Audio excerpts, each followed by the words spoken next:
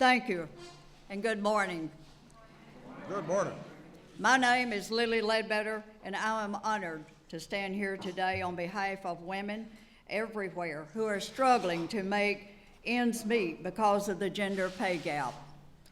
My personal story of unfair pay began in 1979 when I started at Goodyear Tire and Rubber Company. I thought a job at Goodyear could help put my 2 children through college, enable my husband and I to have financial security in retirement. As the only female supervisor, I persevered through daily harassment and took as little leave as possible because I never knew if my job would be waiting when I returned. Almost 2 decades into my career at Goodyear, I received an anonymous note that said I was being paid thousands of dollars less than my male counterparts.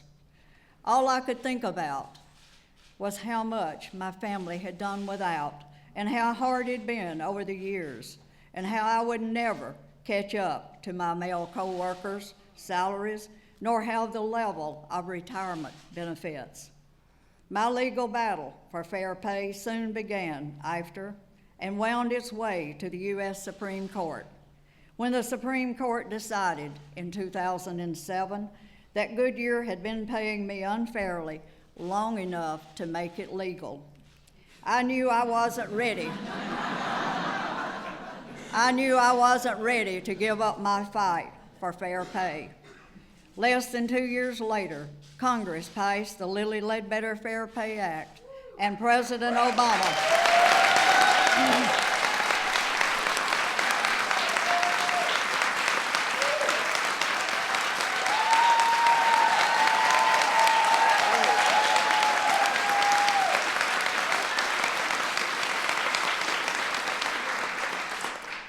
President Obama made history with his signature on the bill. It was the very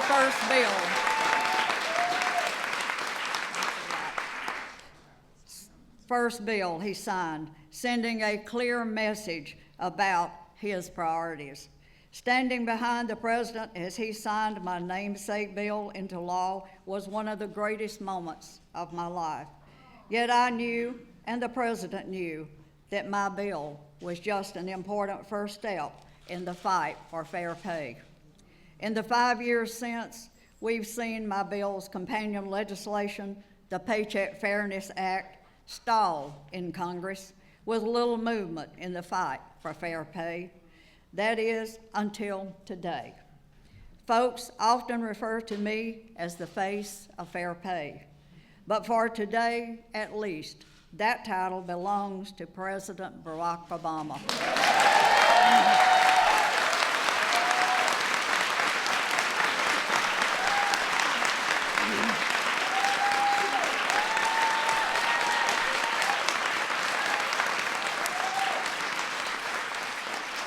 Today, President Obama will sign an executive order that will ban federal contractors from retaliating against workers who discuss their pay and their salaries.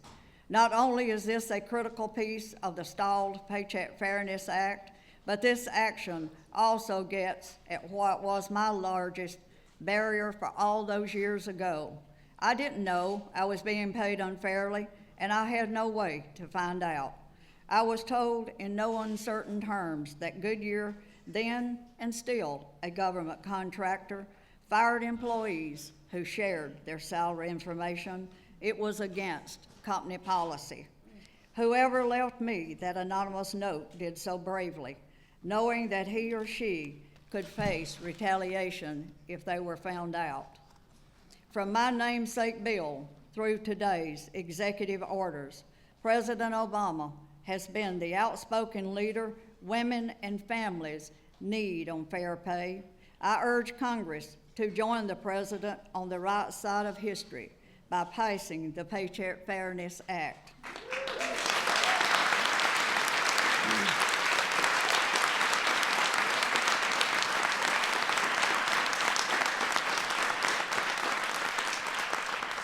I thank President Obama for his continued courage and vision and am deeply moved to be the one to introduce him today. Please join me in a very warm welcome of President Barack Obama. Thank you. Thank you. Thank you. Thank you. I love you. Thank you.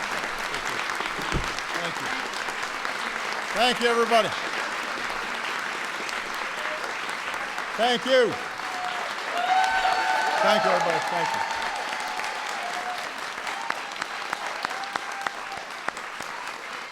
Thank you, everybody. All right. Well, thanks to my friend Lilly Ledbetter. Not only for that introduction, but for fighting for a simple principle. Equal pay for equal work. It's not that complicated. And Lilly, I assure you, you remain the face of fair pay. People don't want my mug on there. They want your face.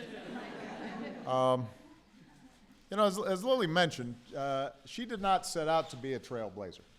She was just somebody who was working up every day, going to work, doing her job best that she could. And then one day she finds out, after years, that she earned less than her male colleagues for doing the same job. I want to make that point again. Doing the same job. You know, sometimes when we discuss this issue of fair pay, equal pay for equal work, and the pay gap between men and women, you'll hear all sorts of excuses. Well, they're childbearing, and they're choosing to do this, and they're this, and they're that, and the other. She was doing the same job. Probably doing better. Same job.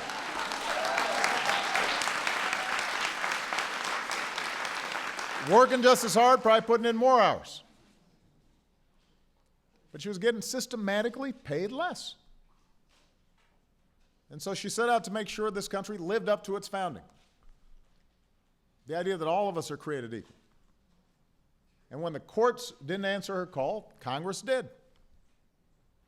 The first time Lilly and I stood together in this room was my 10th day in office, and that's when we signed the Lilly Ledbetter Fair Pay Act. First bill I signed into law.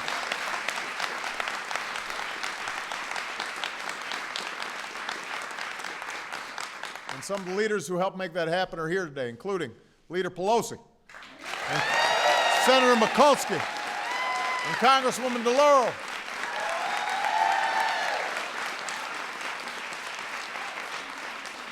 I want to thank all the members of Congress and all the state legislators who are here and all the advocates who are here, because you all contributed to that effort.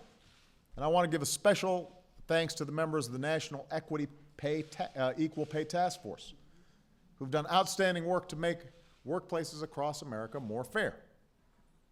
Now, we're here because today is Equal Pay Day. Equal Pay Day.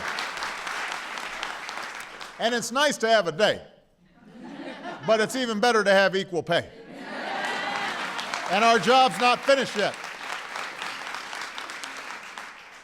Equal Pay Day means that a woman has to work about this far into 2014 to earn what a man earned in 2013. Think about that. A woman's got to work about 3 more months in order to get what a man got, because she's paid less. That's not fair. That's like adding an extra 6 miles to a marathon. It's not right. Ain't right. It's not right, and it ain't right.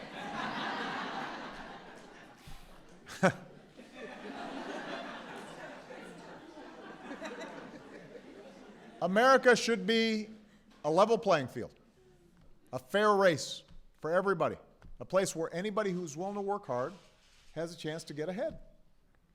And restoring that opportunity for every American, men and women, has to be a driving focus for our country. Now, the good news is today our economy is growing. Businesses have created almost 9 million new jobs over the past 4 years. More than 7 million Americans have signed up for health care coverage under the Affordable Care Act. That's a good thing, too.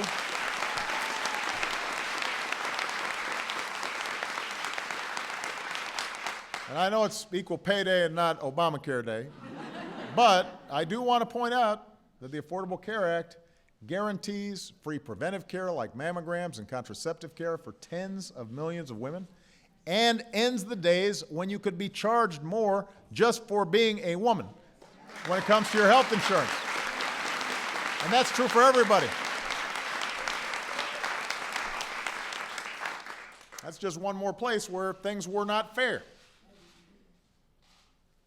We'll talk about dry cleaners next, right? Because I know that I don't know why it costs more for Michelle's blouse than my shirt. But we've got to make sure that America works for everybody. Anybody who's willing to work hard, they should be able to get ahead. And we've got to build an economy that works for everybody, not just those at the top. Restoring opportunity for all has to be our priority. That's what America's about. It doesn't matter where you started off, what you look like. You work hard, you take responsibility, you make the effort, you should be able to get ahead. And we've got to fight for an opportunity agenda, which means more good jobs that pay good wages, and training Americans to make sure that they can fill those jobs, and guaranteeing every child a world-class education, and making sure the economy rewards hard work for every single American. And part of that is fighting for fair pay for women. Because when women succeed, America succeeds. When women succeed, America succeeds. It's true. I believe that. It's true. It's true.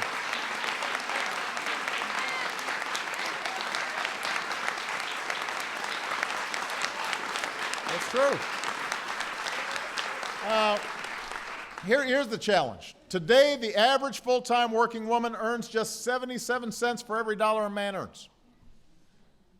For African-American women, Latinas, it's even less. And in 2014, that's an embarrassment. It is wrong. And this is not just an issue of fairness, it's also a family issue and an economic issue, because women make up about half of our workforce. And they're increasingly the breadwinners for a whole lot of families out there. So when they make less money, it means less money for gas, less money for groceries, less money for child care, less money for college tuition, less money is going into retirement savings. And it's all bad for business, because our economy depends on customers out there. And when customers have less money, when hardworking women don't have the resources, that's a problem. When businesses lose terrific women talent because they're fed up with unfair policies, that's bad for business.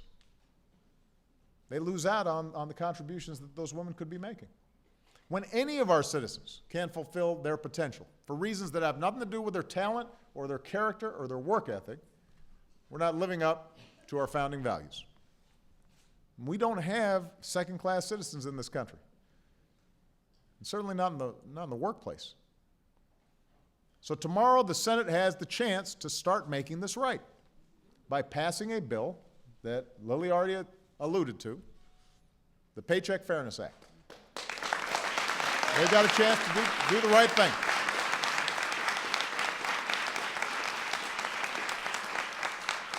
And it would put sensible rules into place, like making sure employees who discuss their salaries don't face retaliation by their employers. And here's why this is important. There are women here today who worked in offices where it was against the rules for employees to discuss salaries with one another, and because of that, they didn't know they were being paid less than men, just like Lilly didn't know, for doing the exact same work. For some, it was years before they found out. And even then, it only happened because a manager accidentally let it slip. Or, as in Lilly's case, a sympathetic coworker quietly passed a note. She only found out she earned less than her male colleagues for doing the same work because somebody left an anonymous note. We can't leave that to chance. And over the course of Lilly's career, she lost more than $200,000 in salary, even more in pension and Social Security benefits, both of which are pegged to salary simply because she was a woman. And Lilly and some of the other women here decided it was wrong, set out to fix it. They went to their bosses. They asked for a raise. That didn't work. They turned to the law. They filed suit. And for some, for years, after waiting and persisting, they finally got some justice. Well, tomorrow the Senate could pay tribute to their courage by voting yes for paycheck fairness. This should not be a hard proposition. It should not be that complicated.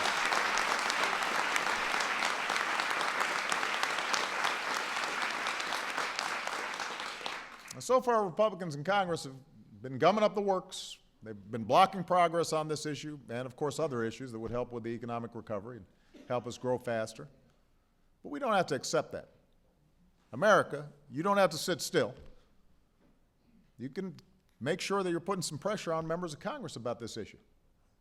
And I don't care whether you're a Democrat or a Republican. If you're a voter, if you've got a daughter, you got a sister, you got a mom, I know you got a mom. This is something you should care about.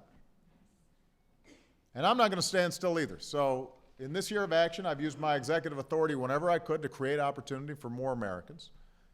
And today, I'm going to take action, executive action, to make it easier for working women to earn fair pay. So first, I'm going to sign an executive order to create more pay transparency by prohibiting federal contractors from retaliating against employees who discuss their pay with each other. All right?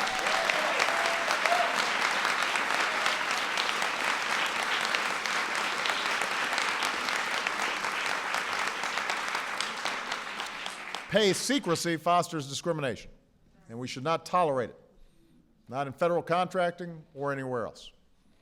Second, I'm signing a presidential memorandum directing the Department of Labor and our outstanding Secretary of Labor, Tom Perez, to require federal contractors to provide data about their employee compensation so pay discrimination can be spotted more easily. Now, you know, I want to be clear. There are great employers out there who do the right thing. And there are plenty of employers out there who are absolutely certain that there's no pay discrimination happening in their offices. But then sometimes when the data is laid out, it paints a different picture. Many times, they then do everything they can to fix the problem, and so we want to encourage them to fix these problems, if they exist, by making sure that the data is out there. So everybody who cares about this should pay attention to how the Senate votes tomorrow on this Paycheck Fairness Act, because the majority of senators support this bill. But 2 years ago, a minority of Senate Republicans blocked it from getting a vote. Even worse, some commentators are out there saying that the pay gap doesn't even exist. They say it's a myth. But it's not a myth, it's math. You can look at the paychecks, you can look at the stubs.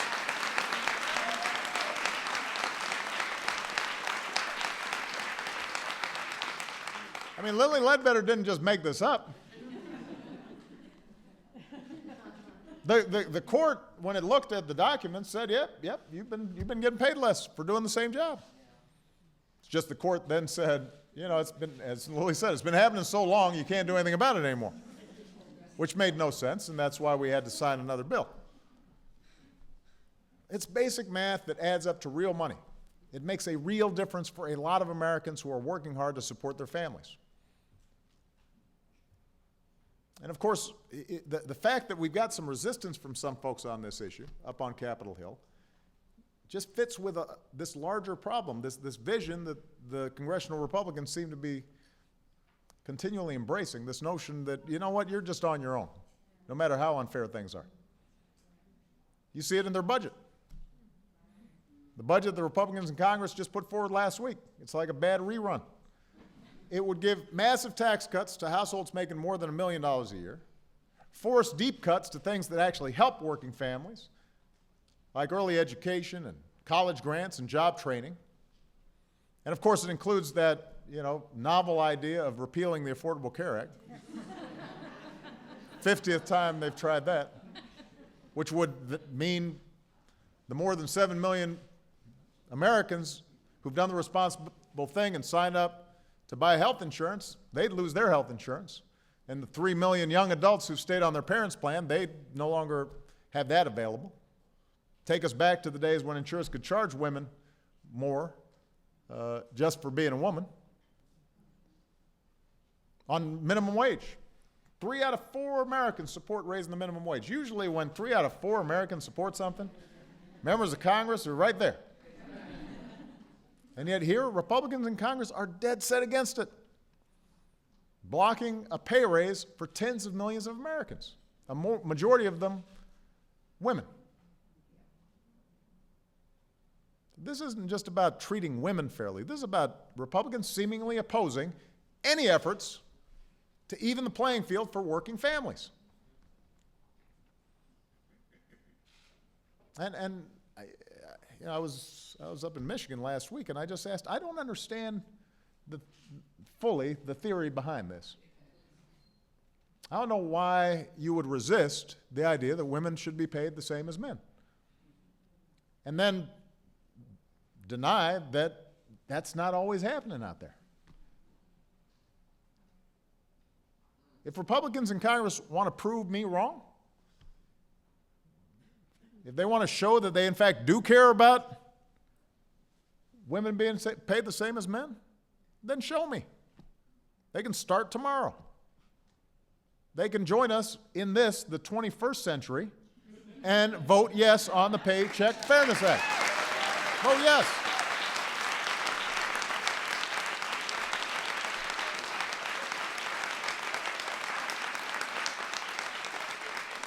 And if anybody's watching or listening, if you care about this issue, then let your senators know where you stand. Because America deserves equal pay for equal work. This is not something we're going to achieve in a day. There's going to be a lot of stuff that we've got to do to close the pay gap. We've got to make it possible for more women to enter high-paying fields that up until now have been dominated by men, like engineering and computer science. Women hold less than 6% of our country's commercial patents. That's not good enough. We need more parents and high school teachers and college professors encouraging girls and women to study math and science. We need more businesses to make gender diversity a priority when they hire and when they promote. Fewer than 5% of Fortune 500 companies have women at the helm. I think we'd all agree that we need more women in Congress.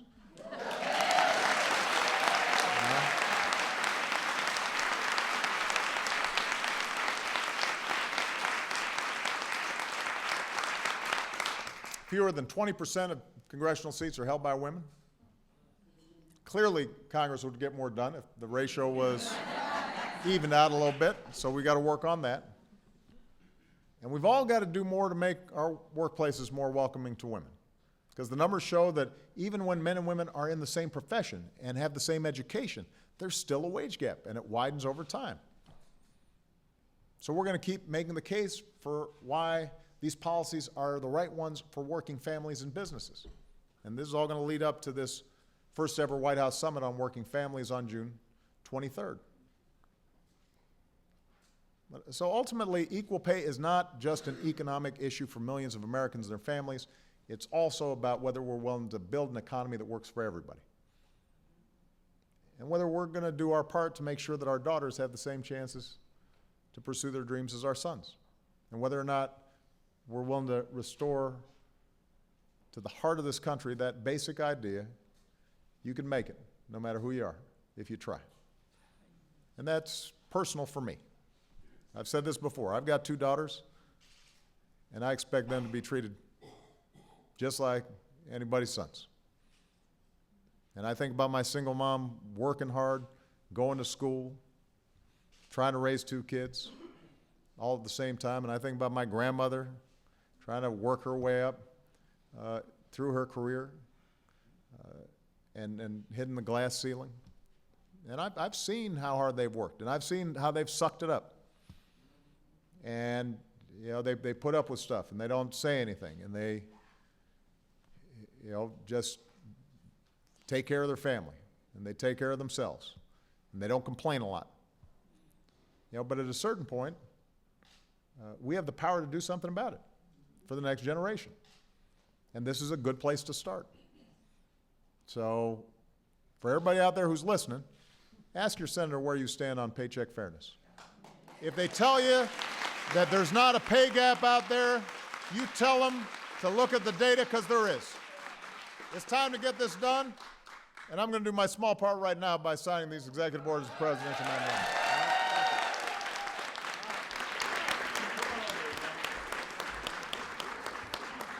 Come on, let's scoot in here. Scoot in here. All right.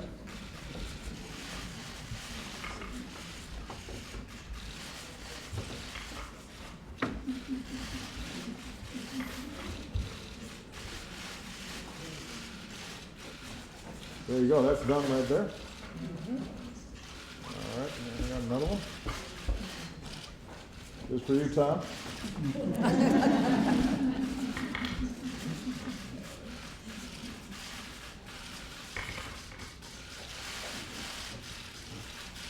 There you go.